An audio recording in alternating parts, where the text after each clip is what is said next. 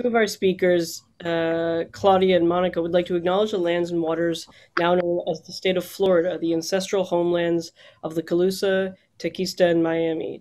Today, the Everglades are the unceded ancestral homeland cared for by the descendants of people that came to be known as the Seminole tribe of Florida, the Miccosukee tribe of Indians of Florida, and the independent Miccosukee Seminole. We at the VAC wish to inform our audiences, whom are turning in from various cities and countries around the globe, about the ongoing legacies of settler colonialism, land theft, and genocide as it relates to Canada. It has been profoundly saddening and disturbing to learn of the remains belonging to the 215 residential school system children found in the unmarked mass grave sites at the Kamloops Indian Residential School on Kamloops Humek territory. From the 1800s to 1996, the residential school system forcibly removed over 150,000 First Nation, Métis, and Inuit children from their families and nations to attend boarding schools.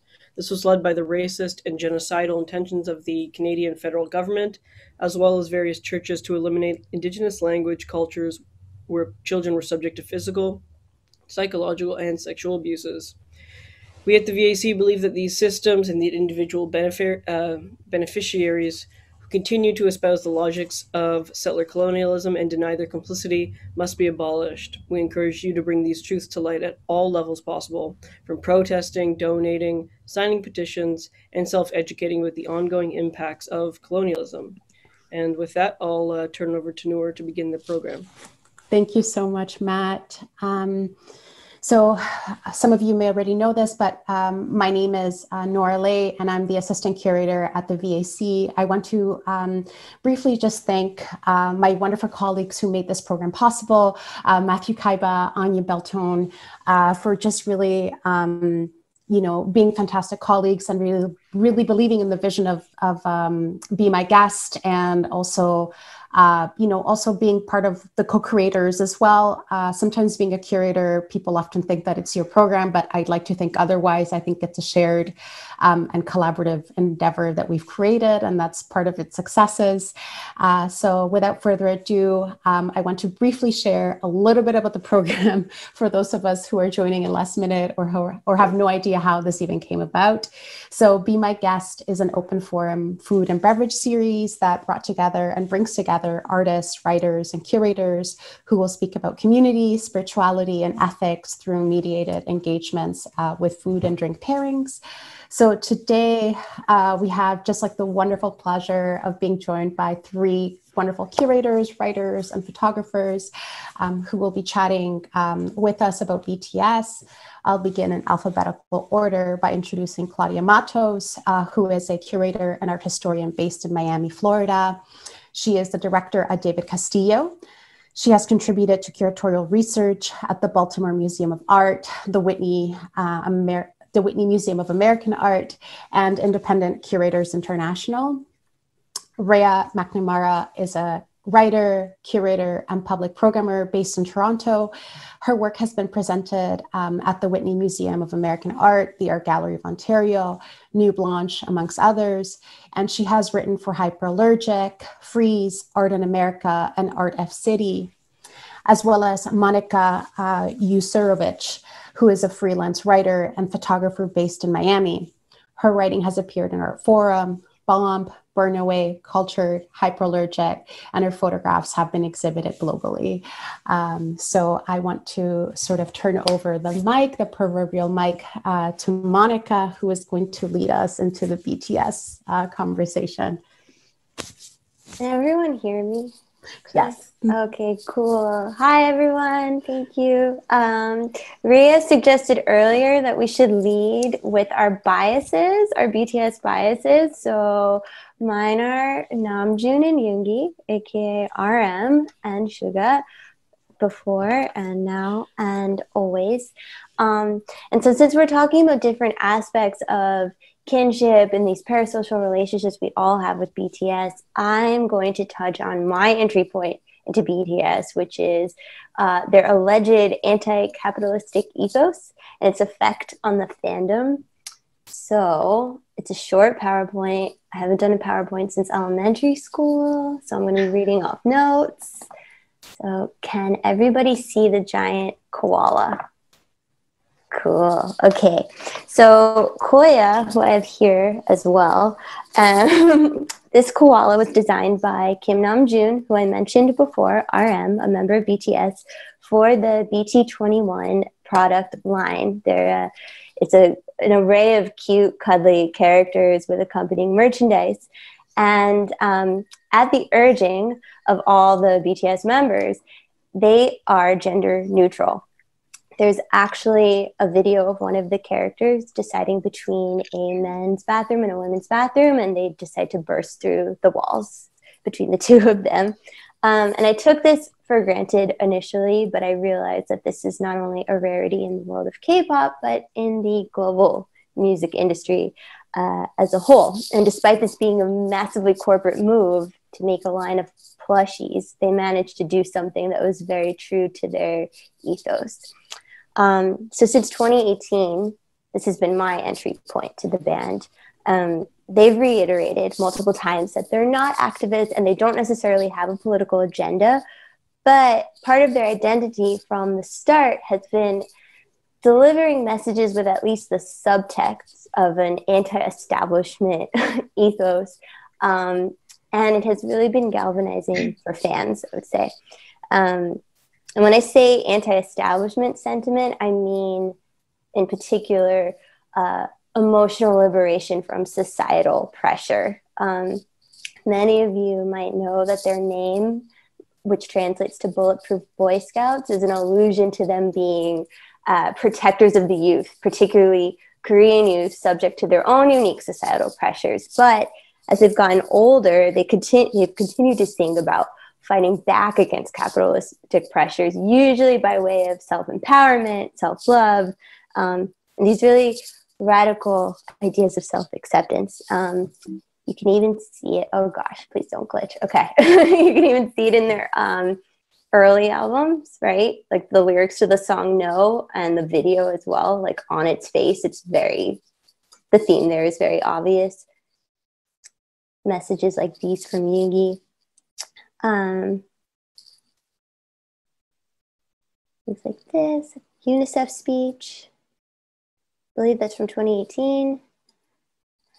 And I took a screen cap of a recent lyrics to a recent song, Dis-ease, which is very much about the effects of the pressure to be hyperproductive. And this is very interesting that they have this message because now they're millionaires and the biggest band on earth. They are effectively leaders of an empire now, but they still tend to speak very publicly about navigating this tension between their public selves and private selves. This is a screen cap from it's a BTS song, but it's just a Namjoon song at the same time, and it's called Persona, in which he talks about this. So I think this is, like I said, very galvanizing for fans. Dr. Candace F. Robertson, who's a professor at UNC Chapel Hill, just talked about this really eloquently. She described BTS's message as very invitational. As we collectively interpret what it is we stand for, what it is they stand for, the fandom kind of comes to their own conclusions and creates a lot of movements around this. There's been a lot of movements for social justice under the heading of K-pop fandom, BTS Army specifically. This is actually the accomplishments of One in an Army, a social justice organization comprised of all BTS Army, which is pretty amazing. The solidarity has definitely been imperfect in the fandom. There's been instances of racism and homophobia that are worth talking about, but the dominant understanding seems to be that BTS themselves are on the right side of history, and we can mobilize around that. So I'm going to share a few subtle / not so subtle instances of these moments of subversion that have been very meaningful for fans, myself included. So this image of Jin, the eldest member of BTS, is from the 2018 Genie Music Awards. Other Army can correct me if I'm wrong. But as you can see, his tie is turning his shirt into a dollar sign. In 1980, the iconic punk band, the Dead Kennedys, were invited to an award show, and they stopped their set, pulled out their ties, and launched into their rendition of their song, Pull My Strings, which is a song about payola and corruption in the music industry, which is something BTS was accused of by people who did not like them early on in their career. So this is a very clear message, I think, to their haters and to the corruption in the music industry in general. And if nothing else, it's a nod to a punk band, which is amazing. And it's been discussed on Reddit. That is just a tidbit of some of the fan theorizing about it. The next screen cap I have here is from Spring Day, the video for Spring Day. Just for some context, there's an understanding that the song and the video both allude to the 2014 Sewol ferry disaster. And shortly after that tragedy occurred, the members of BTS visited the bereaved, donated to the family members of the victims. And at the time, the Korean government was compiling a blacklist of artists who spoke out against the president's response to this tragedy. So they did risk blacklisting, which is worth mentioning. But anyway, the hotel in the video is called Omelis, which is a direct reference to a short story by Ursula K. Le Guin, The Ones Who Walk Away from Omelis. She's one of my favorite writers. And in that short story, she describes this beautiful, prosperous kingdom of Omelis. And when each resident reaches adolescence, they learn that their joy is dependent on the suffering of one child who's chosen periodically to live in a windowless cell without food, without care.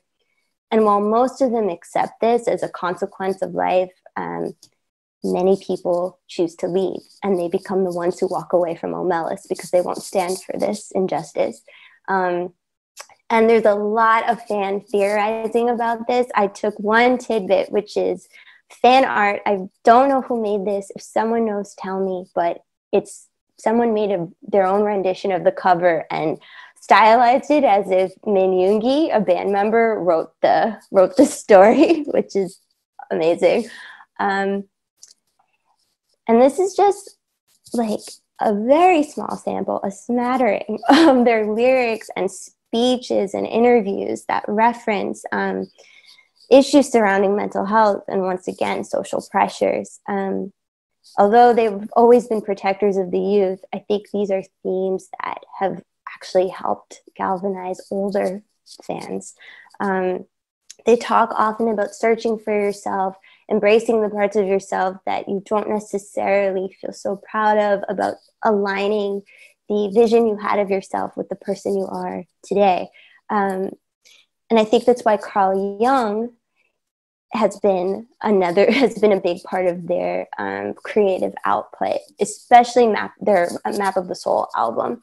Carl Jung's Map of the Soul theory actually talks about the distinction between the public self and the private self, and the reconciliation between, again, the ego and the parts of yourself that are suffering from trauma or pain. So while showcasing your vulnerability as an artist is not really new, sure, and there is a lineage of this in Korean music, actually, because of BTS's idol status, it has an outsized effect on fandom. And it's what drew me, this especially is what drew me to them. And I think what's linking all of these examples I've given, of course, is the parasocial interpretation among fans. BTS themselves don't necessarily say that they are bold activists for these themes, right? But in expressing them in their own ways, they've actually emboldened fans. And it's invigorating, I would say, to support a band who you feel like aligns with your worldview, kind of encourages you to stand up for what's right, and to engage in the radical act of self-love, which is something they speak about quite often. And I appreciate that tension between these 7 now superstars and millionaires telling us that hegemonic power structures are evil and we don't have to give in to what they're telling us to do, and we can kind of just be ourselves. And even if we are projecting our own ideologies onto them, it has a real life effect and allows for possibility, whether it's self-love again or just really good fan art, you know. And if nothing else, I think their fame flies in the face of music industry expectations, particularly Western ones. So I'm going to leave you with that. Some thoughts to think about and lots of screen caps, hopefully. Thank you so much, Monica. That was wonderful. Our next speaker / presenter is going to be Claudia Mattos. So yeah, feel free. So Anya has a video that she's going to play for me. So, wonderful, awesome. So the soft masculinity of BTS. So hi, my name is Claudia. I'm a curator and writer, as I mentioned earlier, and I'm ARMY. And I became a fan in very early 2019 when I watched a video of the group's Muster, a concert that they host yearly on the anniversary of their debut, and the next one's actually coming up next week. But during that, Muster I watched in 2019, I was totally drawn to Kim Seokjin. And his voice and stage presence during this performance of Pied Piper, which is ironically a song about the group's allure and their power and influence over fans. And I'll get more to that later, but here's Kim Seokjin right now.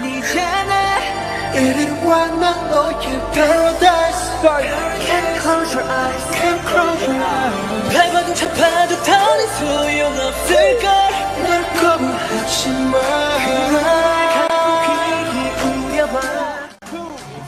This is basically what made me ARMY, and something that's been of interest to me from the very beginning of my time in the fandom has been BTS's approach to masculinity, to beauty standards, and more broadly, how the social constructs of masculinity and beauty in the West are complicated by the influence of BTS and the Hallyu wave.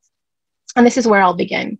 So the Hallyu wave, or the Korean wave, refers to the exportation of cultural capital from South Korea to the rest of the world, and their cultural influence, as it were, and the rising popularity of Korean entertainment beyond the country's borders. And this is an example of soft power, which is a term used to describe how a country's soft assets, its culture, entertainment, its values, can be used as a mode of influence on the world stage. And the US, for example, is very well versed in exercising its soft power through the exportation of popular brands like McDonald's or Coke, through movies, TV, and music, and through its pop culture more generally. And the Hallyu wave has been a documented phenomenon since the 1980s, but it's really been in the last decade that this influence has really been picked up significantly on the back of K-pop and K-dramas and their popularity. And with this importation of Korean media to other parts of the world, and I speak from my perspective as someone living in the States, there's been a resultant attraction to Korean beauty by way of makeup and skincare, which is referred to as K-beauty. And in the mid-2010s, there was a trend that drew attention towards the more skincare-focused ethos of K-beauty, and there were websites that continue to exist like Soko Glam that gave people outside of Korea access to Korean beauty products, and educated these non-Korean consumers about Korean skincare, things like the 10-step skincare routine, or products like essences that really weren't popular in the West prior to the surge of K-beauty. And Forever 21, for example, launched Riley Rose during this time, which was its makeup and skincare store. And at the beginning, it was very K-beauty focused. Sephora and Ulta also began to carry Korean beauty brands during this time. And many Western brands begin to incorporate elements of K-beauty into their product lines. And one of the things that separates K-beauty, that makes it distinct from beauty in the West, is its focus on a softer, more natural makeup style, in contrast to a more contoured aesthetic that's more popular in the West. And K-beauty is also embraced by men in Korea in a way that the beauty industry isn't embraced by their Western counterparts. So Korean men, for example, are the leading spenders in the global male beauty market. They embrace grooming and beauty routines, and many, especially younger men, wear light makeup. So we have this notion of soft power, of soft beauty, and this brings us to the soft masculinity of BTS. So in their recent Rolling Stone magazine feature, RM, the leader of BTS, said, the labels of what being masculine is an outdated concept. And he noted that while it's not their intention to break down constructions of the masculine, the group is nonetheless grateful to make positive impacts in our understandings of masculinity. And RM continued by saying that we live in an age where we shouldn't have those labels or have those restrictions.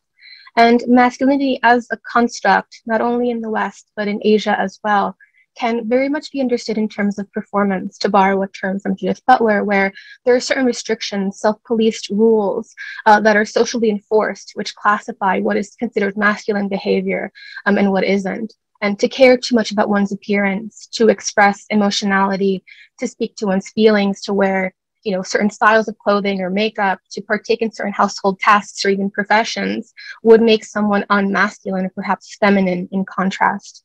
And, by these metrics put forth by hegemonic masculinity. And I recently worked with a Chinese painter named Yesiyu Sao, and I was struck by the way in which he talks about masculinity in terms of performance, in terms of a cage that limits the capacity for men to express and be fully themselves. And you can see the cage on the left of the canvas there. And another example, I wrote my undergraduate honors thesis on an American duo named Type A, and their performative works in the late 1990s drew out the absurdity of gender performance, of measures of masculinity, and the self-policing that men do among themselves to enforce masculine behavioral norms. And these questions surrounding the socialization of men have been part of feminist and humanities discourses for some time, but it really hasn't been until more recent years on the back of movements like Me Too that these discussions about the fallout of toxic masculinity have reached a broader audience. And in this way, BTS came to prominence in the West at the perfect time.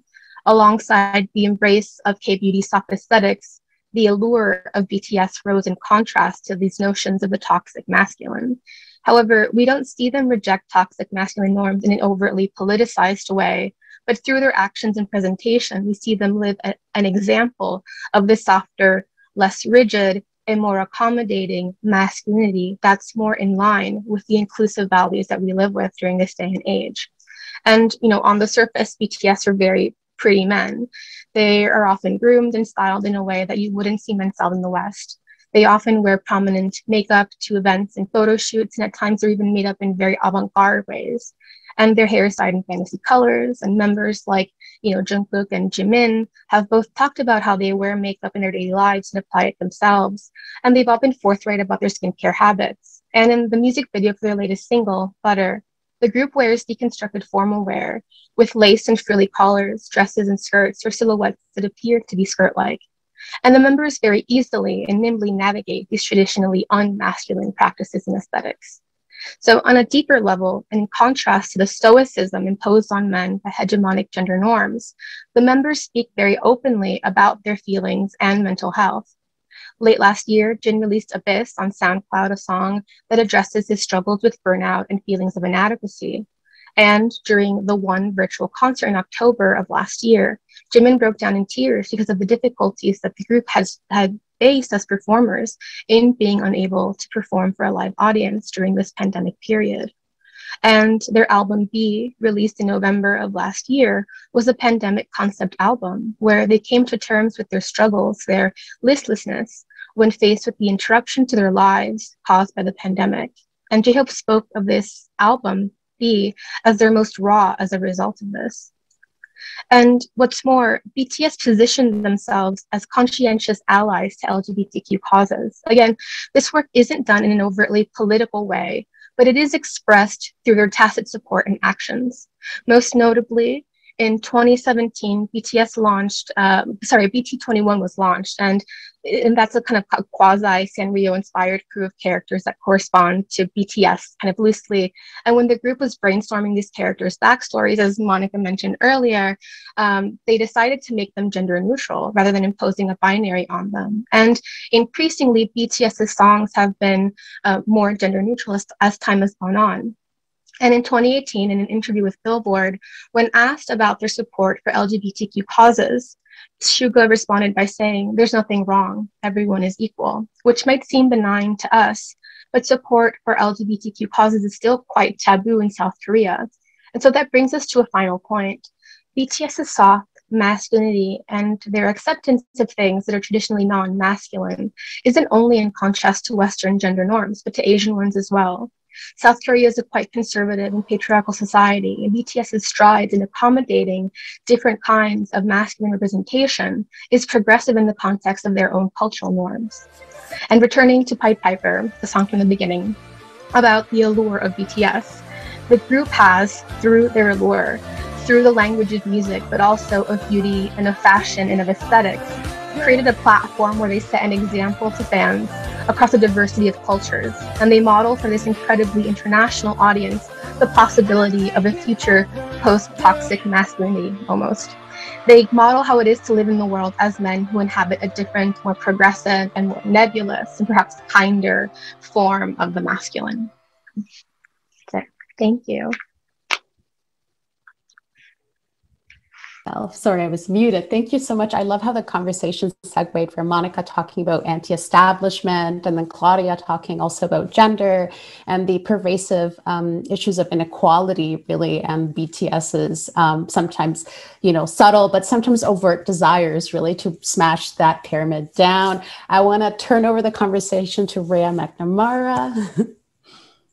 Hi, thank you so much. And I'm just gonna jump over to my screen here. And yeah, I'm very excited to be here with everyone. I should just sort of start with stating that my biases, I have actually a bias trinity, which is Taeyang, Jungkook, and Hyosok.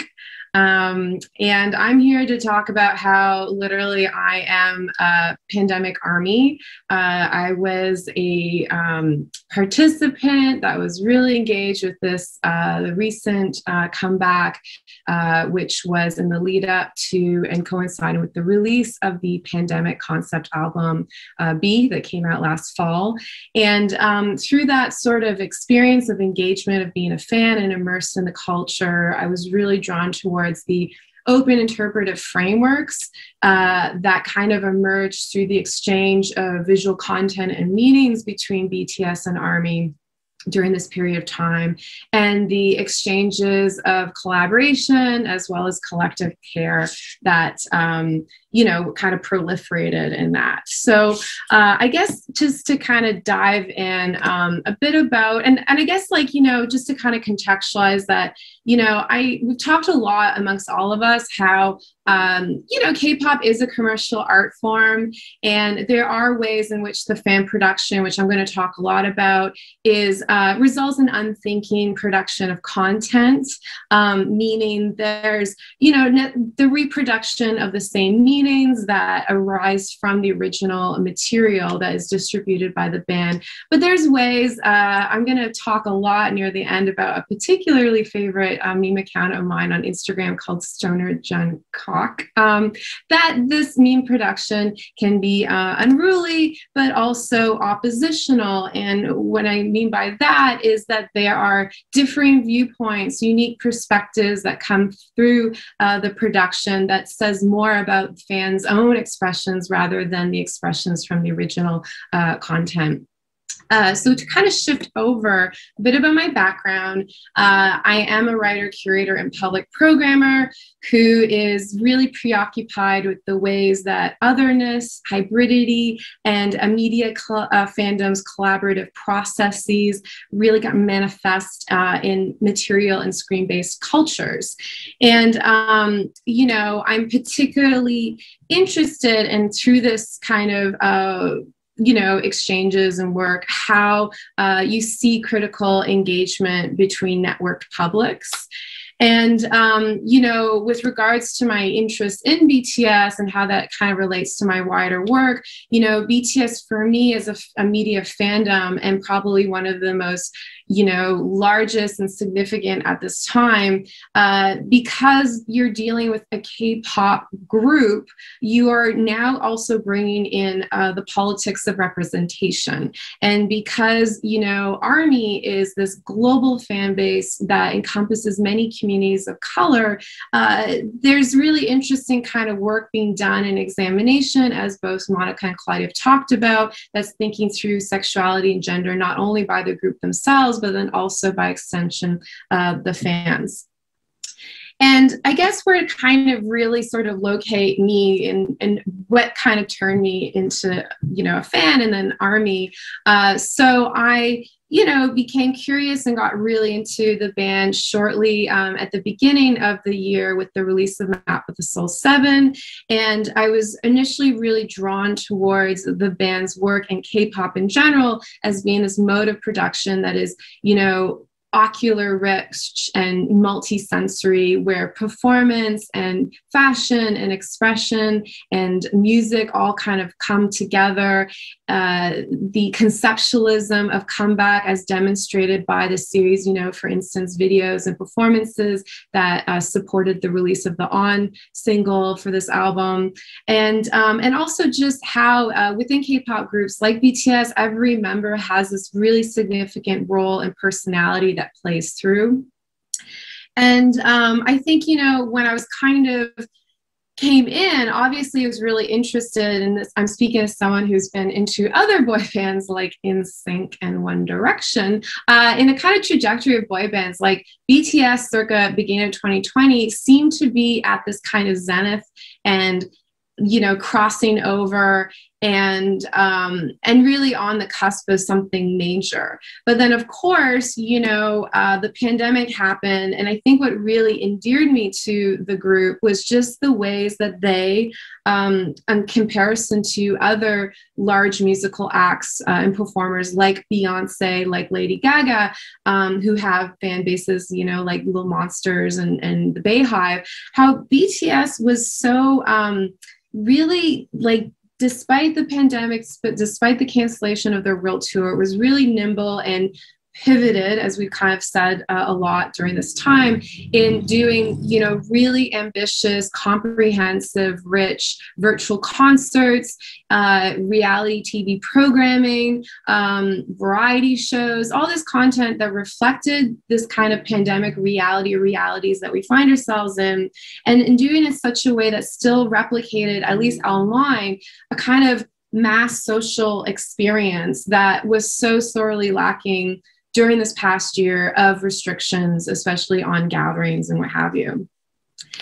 And, I have to say that when I think about how, and we've talked a lot of the ways that there is this vulnerability and transparency on the part of the group in terms of how they show their work, for me, where the B kind of concept begins is the hashtag Stay Connected series of YouTube and VLive distributed live streams that the band did starting in the spring of last year, culminating in the fall, that basically showed their work in progress during this time in support of the B album. And, quite deliberately wanted to sort of show these behind the scenes kind of almost like boring administrative aspects or kind of, less glamorous aspects of kind of performance and work to do what they do, whether it's project management or art direction.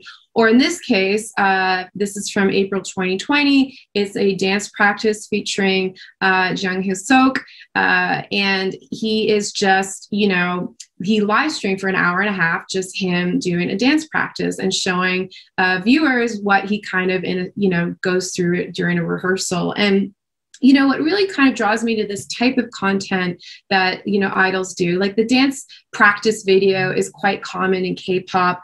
A really noted K-pop academic by the name of Michelle Cho, who teaches at the University of Toronto, talks about how dance practice videos and dance choreography videos kind of demonstrate this concept of kinetic intimacy, especially kinetic intimacy drawn from real life content.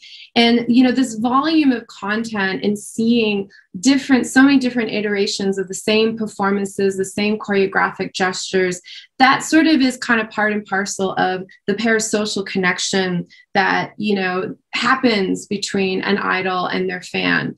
What's really subversive, though, about the stay connected videos, and particularly a dance practice like this, is that, you know, Hobie is not doing a set series of choreographed moves that is going to then be copied and proliferated by the fans in support of a single or a comeback. He is just literally showing himself, showing his improvisation, his expression, and doing it at a time early pandemic when many of us were still sheltering at home, sheltering in place.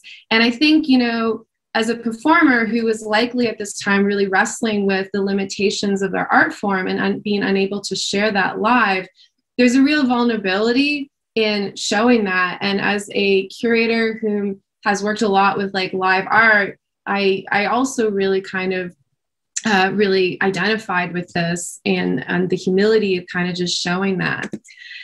And so, you know, with the kind of the Stay Connected series of content, you really saw this buildup of, you know, the B work in progress. And there's kind of in this fan art here, you see different iterations or interpretations at that of the different V lives that transpired. And I'll just kind of highlight one in particular that I'll talk about later, where Min Yoongi in the middle here, who's one of the rappers, spent kind of engaged in art therapy, where literally for about an hour painted a blank canvas in a kind of Rothko wash of blues, which I'm going to talk about how that got proliferated later on. But I will say that, you know, what was kind of exciting during, you know, getting into BTS, becoming ARMY, and really getting to understand and appreciate and value K-pop is the way that K-pop and BTS was able to process pandemic in a real, joyful, glittering, sparkling kind of way, these pandemic realities.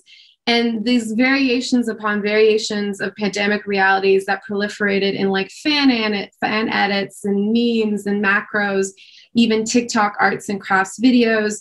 And the ways that the band has been really savvy about harnessing that, and I'll talk about that in support of the B album through #curation.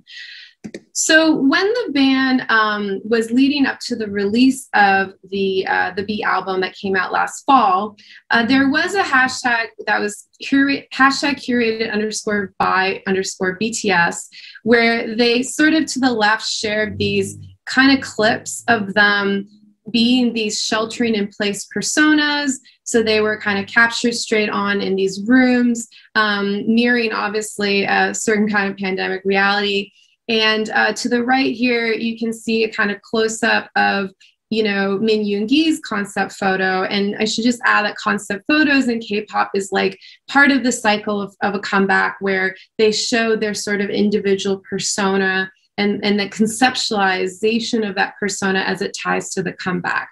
So, you know, when you look at this just straight on, you're just seeing Min Yoongi and, you know, again, the washes like a blue. But then if you were familiar with the Stay Connected content, you would definitely see a thorough line between this visual and the live stream, you know, art making and the painting, the echoing of literally the same shades of blue, and also how this relates back to Min Yoongi, especially as a solo performer through his persona Auguste, and how in a lot of his music, he has, you know, been really frank about talking about mental health, about masculinity, which is really profound, especially given that in South Korea, it's probably has the highest suicide rate in like globally. And so this is, you know, this kind of openness is especially coming from a South Korean, you know, K-pop idol is especially significant, especially when you consider how within communities of color, there is still not necessarily easy access to mental health resources and advocacy. So there's a real significance to that. Now, when I kind of go back to the unruliness and the oppositionality, I'm going to talk a bit more in depth about Stoner Jungkook, which is obviously a play on the youngest member's name, Jungkook. So you can kind of see here that now when Min Yoongi was doing this live stream, there was a lot of screenshots about just before he started painting this empty canvas. And so many ARMY online did so many funny memes billing this empty canvas. And so this is a sort of Stoner Jungkook interpretation of what filled that canvas. Stoner Jungkook is an Instagram meme account. It is run by a group of fan creators who collaborate via group chat on these memes. And what I really enjoy about their work is how they really engage with this kind of DIY meme socialist aesthetics to bring forth these, again, like very differing viewpoints that maybe are kind of pivoting a bit to the left, a bit further from what is, you know, we're kind of told, or at least distributed initially from the bands themselves. So examples of this is what was originally Park Jimin's concept photo, originally filled with wildflower. Instead, the room is filled with pot plants. Another example is this is taking the Staying Alive pose that Jin did during their Dynamite music video choreography. And there's interesting kind of meanings coming to play here, which is engagement with the disco 1970s concept of that, of Dynamite and the choreography, which, as we know, disco dates back to the early 1970s and originated in, you know, New York, London clubs, you know, featuring, you know, communities, Black, queer communities really letting loose. And obviously in the late 70s where there was the burning of disco records, so there's that history. But then also the moment that we were in last summer with the burning of the NYPD cop car during the BLM uprisings and you know, forcing that kind of engagement of these different meanings. And then also too, what I love about, you know, a meme accounts like Stoner Jungkook is the self-awareness of how far you kind of, you know, the satirization of willfully engaging in these socialist meme production techniques to push the meanings of the band and what they put forth in ways that, again, is kind of a bit beyond and maybe does sort of limit the original meanings of, say, Lenin, what have you, and playing with that humor. So kind of in closing, I would say that, you know, right now the band is obviously at this point again, critical point again in their career, as Mona talked about, the anti-capitalism that has been prevalent throughout most of their career, how that now kind of goes up against their global partnerships with, you know, McDonald's and Coca-Cola, the fact that their company has gone public and they have significant shares as, you know, stakeholders and what have you. And, you know, the other point to be made as well is that they're increasingly, especially during the pandemic, centralizing their online engagement. So, you know, QDocs, who's a very prominent streamer, has been shut down a number of times this year. And this is just screenshots from a recent live stream concert. I believe it was a New Year's concert where literally this popped up during, you know, one of their live streams that the band, obviously, you know, the label, you know, did as a warning. And then also just the fact that there is a kind of, you know, this all is kind of scaling towards some sort of end, which is in the sense that the band, you know, inevitably will, one of, you know, Jin, the oldest member, will enlist, even though that has been extended, is a reality. And it will be interesting how this documentation of their work as post-enlistment proliferates. So I guess in closing for me, you know, I'm definitely someone, I think about this stuff critically, but like, I fall for the fan service. Like, I fall for the fan service. I'm like, I bought this shit. I really did have bought this shit this year. Sorry to swear.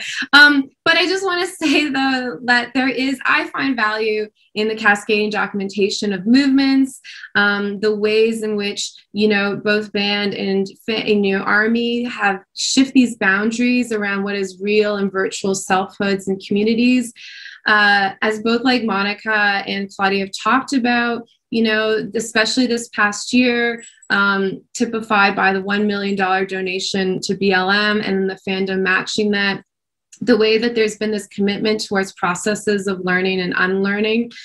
But again, you know, we know online communal spaces can be really fraught spaces where to be called an anti is to be, you know, where criticism can lead you to be doxxed, where there's been, you know, definitely incidences of anti-Black racism within K-pop fandom. So it's really worth kind of seeing. And I mean, at least I have both optimism and cynicism that through these exchanges, nonetheless, we're kind of stumbling our way through, you know, figuring out what it means to be and to gather online.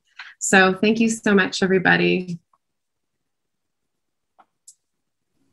Thank you so much, Rea, for that talk. That was brilliant. Both you, Claudia, and Monica, this has been so exciting. I want to open up the conversation for people to join in and talk, ask questions. So yeah, it's important that everybody just kind of joins in if you want to. So do we have any questions from the audience? Any thoughts, ideas?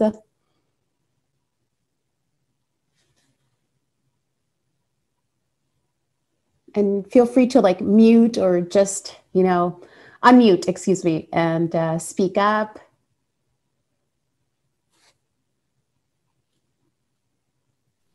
Or in the chat, if you'd rather not talk, yeah, please feel free to ask any questions or pose any questions there.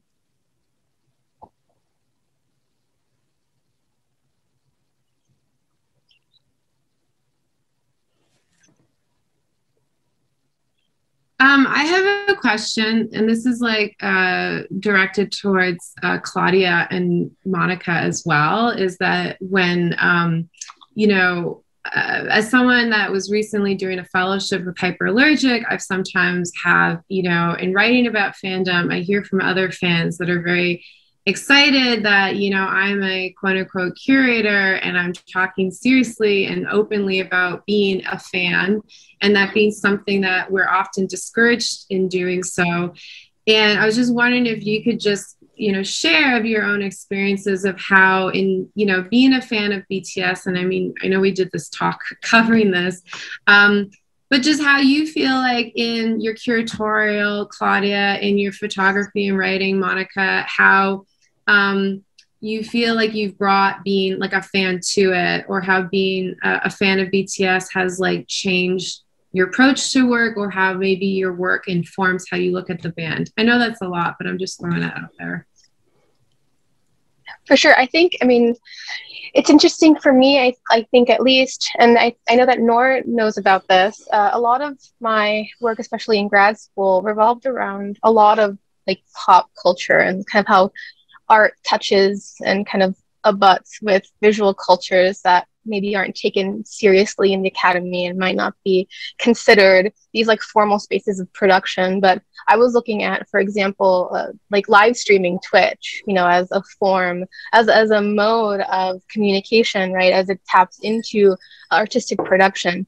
You know, you have artists like Joshua Citarella, you know, who is a photographer, and he does a Monday night like a meme review every Monday night on Twitch, and that's like part of his practice as an artist, is to do these meme reviews.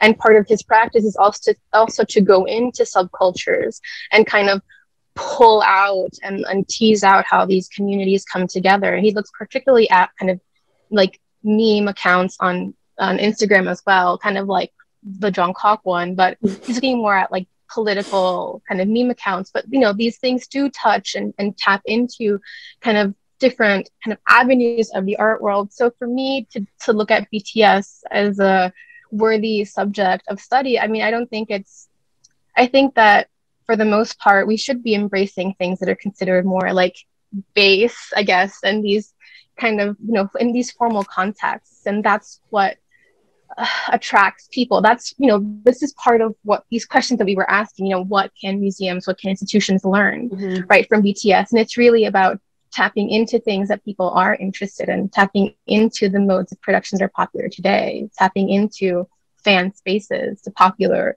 groups, popular acts, as a way to connect with audiences in a meaningful way. Mm-hmm. Yeah, totally. For me, I mean, it's hard for me. It's a bit hard for me to parse out the ways in which my identity as a fan has directly influenced my work, because, I mean, I have a history of being someone who used to be maybe a gamer, you might describe as a gamer, and someone who was into fan fiction, and I was into things that are considered lowbrow, nerdy, what have you, that don't necessarily intersect with academic ideology. But in my approach as a writer in general, when I review art shows, when I speak to community activists and artists, when I photograph people in my community here in Miami even, I'm definitely trying to imbue whatever it is around me with a sense of meaning. And although I did attend like a school that placed a lot of emphasis on these kinds of dialogues, I always felt a bit, for lack of a better term, like a bit of an outsider. And I've always situated myself within what is considered, quote unquote, lowbrow. And I think that when you think about fandom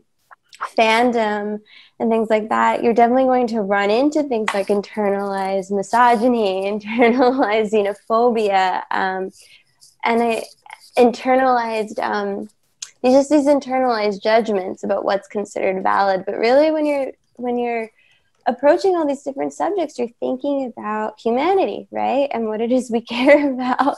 And I don't intentionally try to be accessible in my writing, but I've heard that it is accessible. And I think it's because I care about these subjects that might not be discussed in academia. And now they are, which is really exciting for people like me, because it feels validating. And it shouldn't feel validating because it's always been valid, right? So there's just a natural through line. I've always been a fan. You know, I've always approached even writing about art as a fan. I think less so a critic than a fan. So yeah. I think that's really beautiful, Monica. Just like the approach of it to, instead of this cold, sterile gaze and eye and engagement, it's also looking at it from a vantage point of the community that surrounds the artist, whether it's a visual artist or performing artists like BTS. I believe that we have a couple of questions, and I think I saw Nicole Salcedo trying to speak. Nicole, do you want to join us? I think you were going to say something. That's whoops! No, I unmuted myself. But that's okay. Sorry. No. If you want to join in, let us know. So I'm going to redirect our attention to Karen Yeo, who has a really great question, and I think it's so applicable to all of us, in the meeting, in the lobby room right now. So has there been interesting insights or experiences you had during the pandemic 2020 year that have had an impact on you, both personally, if too sensitive to share, no worries, and professionally? Thank you. So I think the question applies to all of you three. Well, I could sort of share that. I'll say personally and professionally, like, through my engagement with Army and like BTS and what have you, I had I came to be really intimately aware and engaged with Discord and private online spaces. And I was, engaged like through BTS and being Army. And those spaces were real lifelines for me during the pandemic, where it was very hard to socialize, to meet new friends. And I think at the time, and this is why I love a song like Disease by BTS, but was written by Hobie, is how, you know, I was someone who definitely self-identified myself largely through, you know, being a writer, a curator, a public programmer.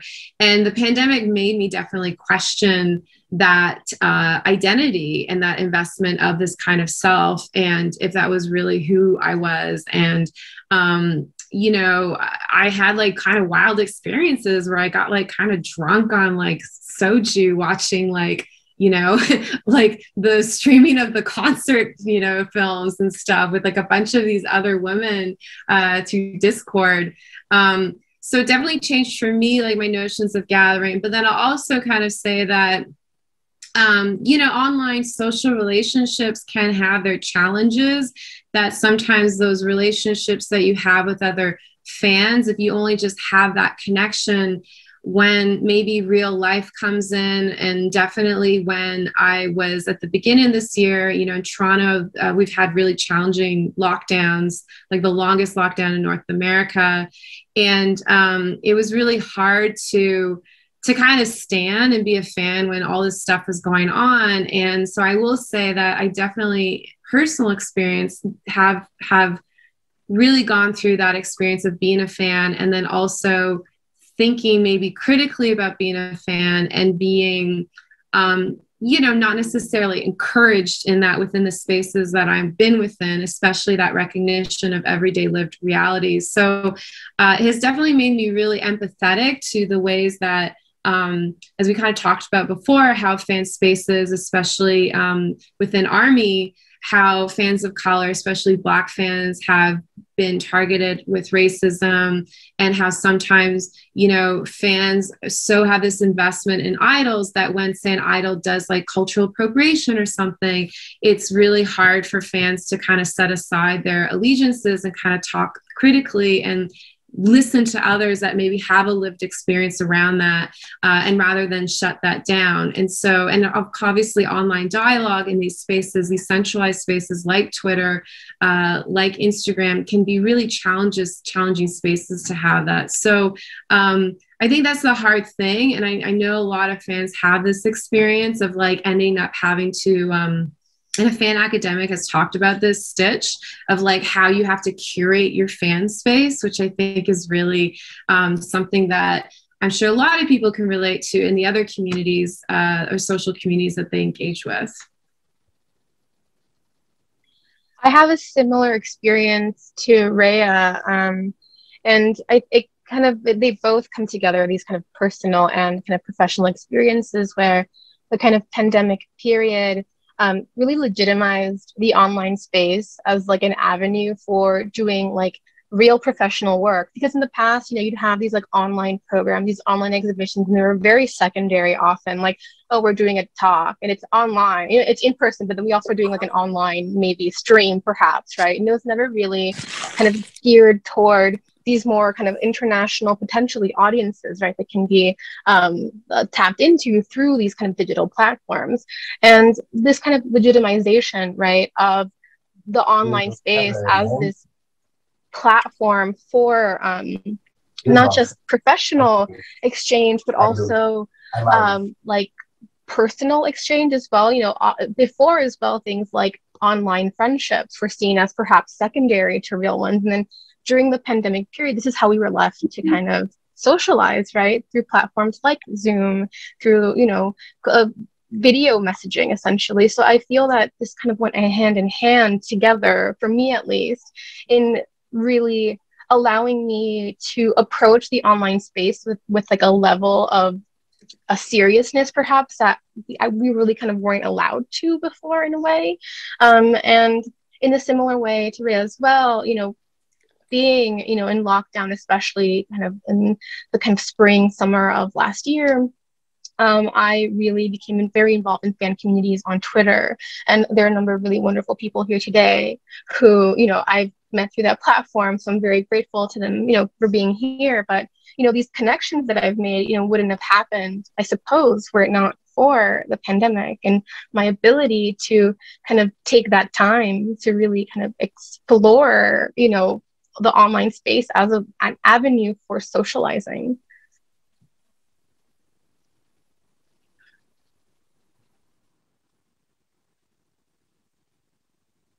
Monica, there we go. Oh yeah, okay. I guess I can chime in.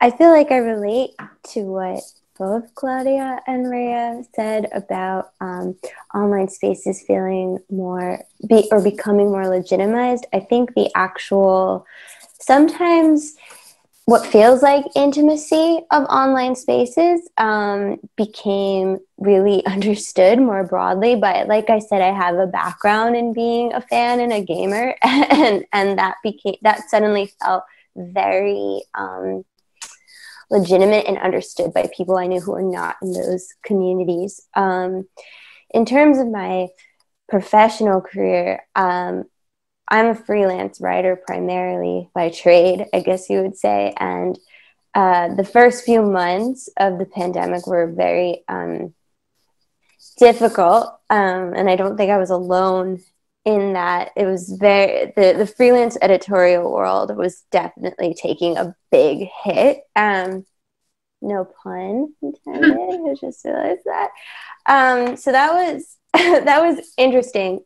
But it also gave me the chance to kind of delve more into communities like Discord. I actually met Rea during this time because one of the few things I published during the pandemic was about BTS. I don't know, something about all of us collectively existing in this period that kind of showcased the futility of so much of professional life made me feel more comfortable being public about my fandom, and it actually connected me to more people. I wrote about video games, I wrote about BTS. I felt definitely a little bit confined and like I was struggling financially. I think so many of us were, but something broadened as well. And it's a little bit ineffable and hard to describe, and I don't mean to imply that the pandemic was wonderful, because it is a real tragedy what we all went through as a people, and I think many of us are recovering from that trauma, actually, or still in it, because it feels like things have gotten so back to normal here in the States and in Canada and North America, but that has not been the case in the rest of the world, which I know through gaming and through Army, actually, through speaking to people who live in other parts of the world. So I feel like I was allowed to be a little more vulnerable and allowed to explore different facets of what I wanted to, at the same time reeling from this difficulty, this big collective challenge that I think all of us are still kind of managing and coming back from, or are still in. So, yeah. Thank you for that, Monica. And that's so true in terms of, the mental health impacts, the financial impacts, personal impacts that COVID has, unleashed upon various kinds of communities, and particularly vulnerable communities like people who work in the arts, right? Like, we live in a constant state of precarity, whether you're a performance artist or a curator or a writer. It is really, really tough out there. And it's important that we don't forget this period and the solidarity that has grown out of it. That's one of my fears, are institutions going to be practicing, better ethics, or is it just virtue signaling right now? It's a lot to talk about, right? And there's a lot of questions. So we have two really great questions in the chat. One of them is from Kalpana. So she's asking, there was a lot of talk recently on Twitter about music journalists' criticism of ARMY and their support of BTS helping to drive their success in the mainstream. I'm interested in your thoughts about how BTS's recent monumental success may or may not have changed their relationship with fans and the role ARMY plays in their work and image with the general public. I can take a stab at this because I've done music journalism myself. As you kind of saw, I was a reviewer of the Map of the Soul 7, and definitely, I mean, journalists and media publications, it's worth contextualizing ARMY in how right now a lot of fandoms have really, whether it's ARMY, but like other fandoms have definitely engaged in these tactics, like streaming tactics and kind of gaming the the ways in which these bands like BTS can get the numbers that can give them, you know, the Billboard #1. You kind of forget that it's only been the past few years that Billboard, like the streaming numbers from Spotify, has now been counted towards supporting kind of the ranks and, you know, what becomes #1. And for sure, I mean, there's cynicism, especially because I know personally music journalists, especially, again, music journalists of color who have maybe dared to write something critically about a music or artist, and how that the way that that musician, I'm thinking of, for instance, like Nicki Minaj, or like another artist like Lana Del Rey, who has like gone on record, you know, speaking about their hurt of getting a critical review, and then that giving permission to fans to dox that writer. So definitely, I think, you know, the place that music journalists come from, and I mean, I've definitely been a music journalist where when I've written something, and just definitely written something critical, you know, Army is really makes you come correct. Like Monica definitely knows this experience where when you are writing critically about BTS, you've got to have your facts straight, because you will get, or your publication will get, you know, a lot of feedback telling you, like fact checking, telling you what you got right and wrong. So I think, you know, unfortunately, because we've seen this like ongoing, 10-year plus collapse of the mainstream media industry, and people don't recognize how very challenging it is, especially during the pandemic, for music journalists and critics to do their work, and how they're not necessarily, especially if they're freelancing, protected by these publications or industries. And if you are a journalist of color, if you are a female journalist, the ways that you are like personally threatened and harassed. So I think that, you know, as BTS's monumental success grows, the underdog status that both the band themselves, but also the fandom, I think really revels in, is worth potentially re-examining, because I've definitely seen ways, as being a fan of other groups like a Tease or 17, the ways that sometimes Army has not necessarily the greatest reputation amongst other fandoms, because they're so aggressively forthright of this underdog status, when clearly we all know that has shifted. And so yeah, it will, I think that's unfortunate, like that type of bad mass behavior has an impact. I don't know what the band can do to contend with that, and how they engage with that. But it's definitely something that, you know, has led to toxic fandom. And I hope that, you know, more fans can talk about that and think about the impact, because at the end of the day, criticism can be a good thing. It's not necessarily a good thing for your favorite writers and journalists and critics to just say blindly, this was amazing, this is awesome. Like critics and journalists and writers, like, you know, if you do the work right, you're bearing witness, and you're bearing witness to the significance of this work. And for some, obviously, sometimes critics get it wrong.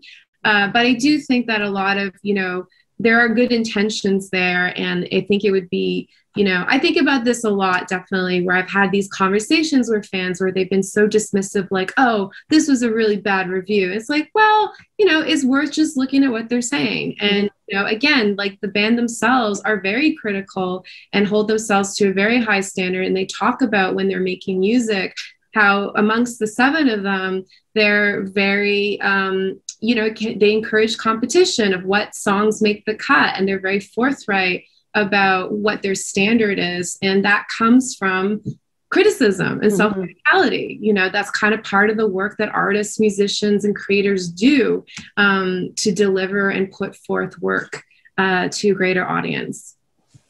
So Rea, thank you so much. We have 2 more questions, one from Mika, who has their hand up, and then we have one from Mercedes, who sort of segues really beautiful into some of the thoughts that you were reflecting upon toxic fandom and some of its problems. So Mercedes right now is sharing with us their question. I'd like to ask Rea, I'd like to thank Rea for speaking on the difficulties of navigating Army spaces as a Black person in my case. Racism in fandom is definitely not singular to Army. And unfortunately, Army is also not immune to it. It's nice to hear how wonderful you phrased those struggles. Thank you. So Monica or Rea or Claudia, do you have any other reflections to add to Mercedes's thoughts? I'll just say I think it is important to talk about that. I've discussed this with other Army, and just how, like Mercedes said perfectly, Army, no fandom really is immune to really, really toxic rhetoric and doxing and just dangerous behavior.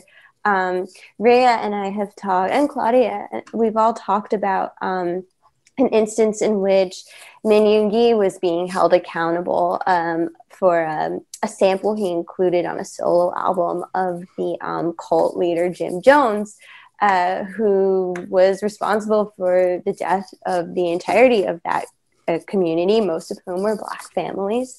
And many members of Army were, they responded to that demand for accountability, which was primarily from Black Armies, really horribly.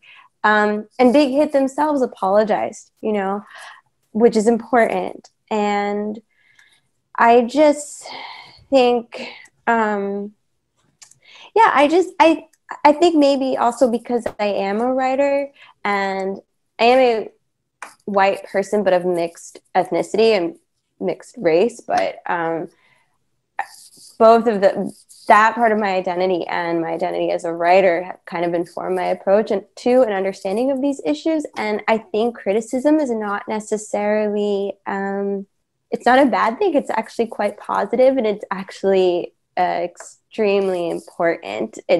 We don't want to go blindly into these spaces. And one of my favorite poets and writers, Hanif Abdurraqib, has talked about, he's also a music critic, and he's talked about the fact that he writes criticism about the musicians he loves, about the fandoms he loves, right? Because it's a show of care to say, we could be better, we could do better. BTS would want that as well. They would want to be held accountable for that, I would say. So I'm glad Rea brought it up, and I'm glad somebody addressed it as well here. So thank you so much, Mercedes and Monica and Rea.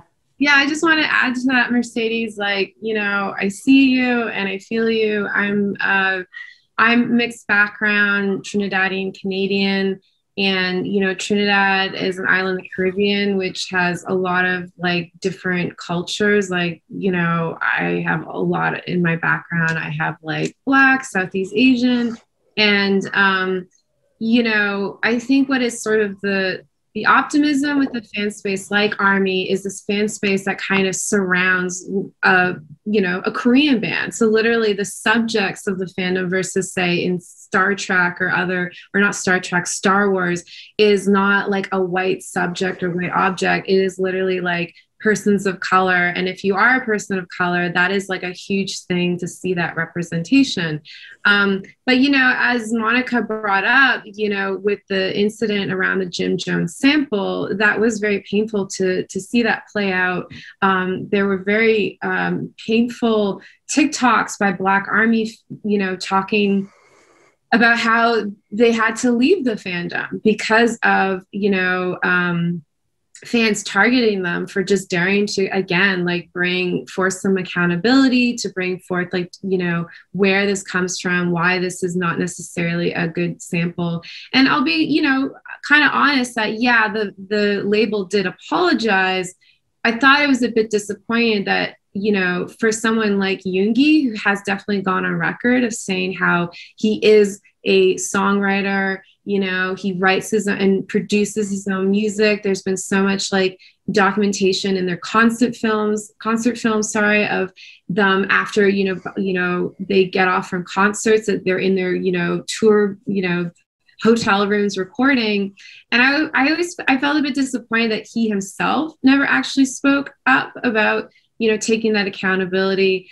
But then at the same time, I do sometimes wonder if that BLM donation was, again, in response to the uprisings and what transpired by that, but then also maybe, who knows, like their own journey in that situation, because the timing of that last year, it was quite close. So, it's really hard, because in these kind of fandoms, the primary relationship and what you kind of behold is the commercial product, and the kind of behaviors that we privilege is the blind commercialism and the purchasing of that and the behaviors of that. So it can be really hard, and I really think a lot about younger Army who are really vulnerable, that especially this past year, this kind of this socializing has been especially meaningful. But that experience, like if I was a younger person and I dealt with being doxxed, I would be shattered, And so I think that I hope we can move forward, especially as we come out of this pandemic, with some generosity, and also, again, to give space and recognize that it's okay to think differently and to speak your truth, and that hopefully you're in a community or in a space that supports you in speaking your truth. Rea, thank you so much for that. I know that Mika had a question for us. Mika, your hand is raised. I want to ask you to unmute. I think there's a way you can speak, right? Can you hear me? Yes. Great. Hi, I'm Mika. My question was regarding the overall evolution of the group style over the years, and if you feel there's been maybe a significant transition from their early debut days regarding the statements they seem to make about masculinity compared to the style we're seeing in more recent eras, and if so, why do you feel that change has occurred? Thank you. Claudia. Yes, Claudia, go for it. For sure. So I'm not sure if everyone is familiar with the kind of evolution of BTS, but they really began as this like hip hop group, and a lot of their earlier styling kind of had this, I guess you could describe kind of like a hyper masculine, like skater boy, kind of like baggy pants, like showing your abs, backward baseball cap sort of aesthetic. And then it became that very kind of like soft masculine look. And, within like a span of about, like, let's say 3 to 4 years after that, right? So it was like a little while. It didn't get there right away, but it was kind of this like ongoing sort of movement away from that initial sort of like styling. And even some of their earlier songs dealt with kind of like, there's this one song called War of Hormone, and everyone kind of jokes that they put away their feminism when they're enjoying that song. It's about like boys enjoying like a bad girl and things like that. And their music has also changed significantly from that period, sonically as well. But I would say it's perhaps part of, I think, BTS's increased success and perhaps them having more of a say, them perhaps being able to say, we are growing, we are, maturing, and these kinds of styles, might no longer be appropriate, might no longer speak to who they are. Perhaps those styles were never really who they really were to begin with, right? We think of boy bands as these very kind of manufactured sort of products. And for sure, you have in the system in Korea, you have these companies that put together groups, right, and give them concepts and style them. And I think as BTS has progressed, they've had more of a say in what they've put out in their music, in their styling, in their concepts. So I think that it's part and parcel.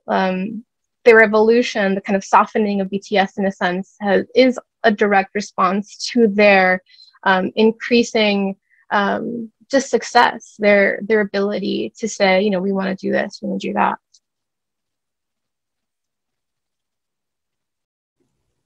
Thank you so much, Claudia. I don't believe that we have any more questions, but I guess for me, my thoughts are related to the notion of soft power, really, and the way that K-pop, K-culture has been appropriated into the mainstream, either through K-dramas now that we have available on Netflix, like a major supplier, and especially in regards to makeup, that's really where I see a lot of its influences, because I'm a makeup consumer. And all of a sudden, Sephora started carrying makeup brands like Laneige, right? And then from Laneige, you have something like Kaja, right? Which is essentially a knockoff K brand. And I didn't know about that, really. So I think it's, there we go. So this is perfect. I don't know if you or Rea or Monica want to share some of your thoughts on this, on cultural appropriation, or can you consider that to be cultural appropriation? I feel like I consider it, because it originated from somewhere, and it's being whitewashed as it trickles down into these very profitable systems. But anyways, I want to turn over the conversation to you. I mean, I just want to briefly just mention Kaja, which is a brand that's sold at Sephora. This brand, it's positioned as being this kind of K-beauty brand, but it's actually owned by Sephora and Meanbox. They have like really no connection to Korea except for like the cute packaging. And I didn't know that actually until I started doing research for this presentation. And I thought that it was at least partly owned by some kind of Korean company, but it's entirely, it's just entirely like not Korean at all. It's just owned by Sephora. So I do think it's appropriative in a sense. I mean, it's like, I think it's a difficult question almost as well to answer, because you have, like you mentioned, K-dramas, for example. And, my parents, right, are Cubans in their 60s, and they watch primarily K-dramas on Netflix. And, is that a level of appropriation, or is that like a level of appreciation? And so I think it's kind of, it's a difficult conversation to navigate, especially when you have companies like Sephora that are kind of unknown, kind of leading unknowing consumers to, potentially support something that really isn't what it is. So I do think when it's monetized in those ways, it can become very problematic. And, is Netflix doing something wrong in, I don't know, kind of putting forward these genres, and I don't know, it's a complicated, I think, ongoing discussion. I'm really interested to know what Rea and Monica might think about that. Yeah, I mean, it's interesting, right? Especially because when you look at K-beauty and you look at the beauty industries, like the Black beauty industry, like the brown beauty industry, like the ways that, all of these ways, like if you look at it, like I guess I go back to like, with K-pop idols, like when you watch like the reality programming, like the reality shows, like Bon Voyage, or even Run BTS, you'll catch these little moments where they talk about dieting, where especially in Bon Voyage, for instance, the season where they're in Malta, you hear, or in Hawaii, you hear little comments from the members talking about, oh, you gotta like make sure you don't get any sun, you don't want to get dark. And so I bring that up because like shadeism within, like there is a history of beauty products of lightening skin that has like targeted communities of color. And you can see definitely, like I think in K-beauty, the sort of light skin and pale skin that is kind of celebrated. So, I mean, I'm not saying that I'm just kind of pointing it out that we all have a relationship with like beauty standards and ideals that often center whiteness or ableism, or like slender figures that is not necessarily mirrors the, experiences of so many of us. And but at the same time, I will kind of say that I think with, what is kind of empowering, I know for some people who really are engaged with like makeup and beauty, is the sort of agency, and especially if you look in queer communities and like trans communities, where that ability with makeup and beauty to change your appearance, to kind of construct a selfhood that represents, how you see yourself inward and showing it outward. There's ways where there is agency and power in that. So I think it's, again, like it's very complicated, because I think it relates to these broader issues and global sociodynamics. And yeah, you know.